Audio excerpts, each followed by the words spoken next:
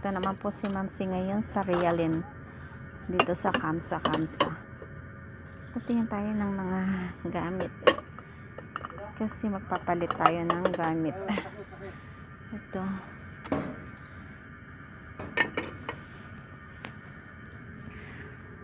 Wala tayong makita. Alin kaya bibilhin? Mamili muna po tayo.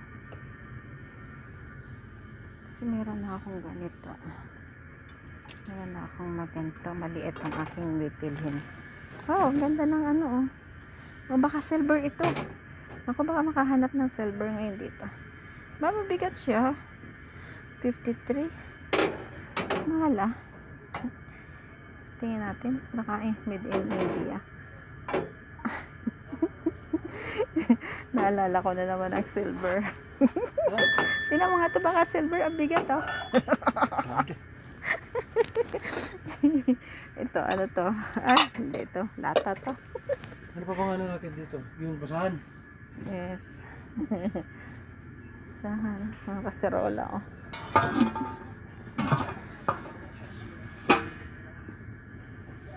Ayan. Tingin pa na. Hindi na floor mat. Ano? Meron na tayo floor mat. Meron na. Ito, takore. Ang laki naman ng takore. Sayang yung takore ko noon na pinadala na pagka yung umainit na kumukulo ng tubig, yung sumisipol siya. Ewan ko ano nang nangyari. Yes. Oh.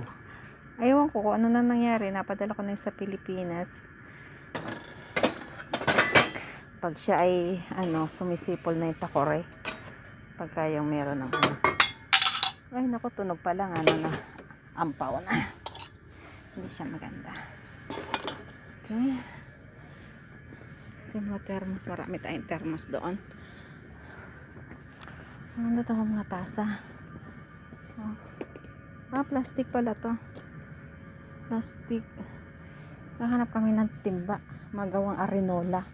Hilap-hilap. Magising sa gabi tapos pupunta ka pa ng CR. Wala naman timba. Langganang maliit. Sana. Galon.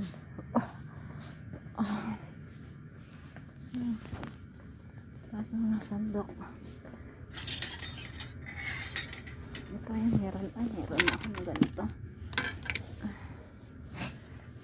Ito yung kutsara. Quality product.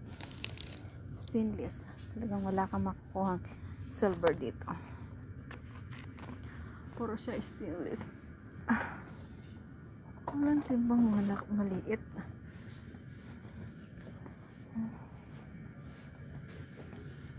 Puro malaki. Sarang papangit. Malaki ang mga timba. Hindi yung nado sa starter. Ayan. Okay, tingin naman tayo ng iba mga wasi. Ganda naman yan. Okay. Ito po yung ating mga bukor. Ayan. Naanohan nila. Ayan. Ano ito? Pang ano ba yan? Hindi ko alam yan kung pang ano yan. Dali lang.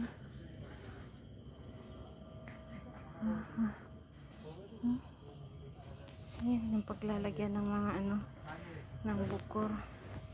Bakit ganito yung orasyon? Plastic pala.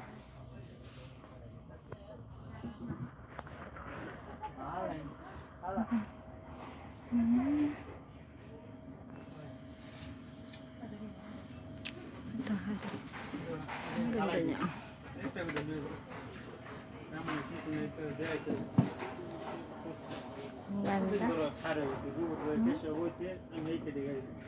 Ang bulaklak.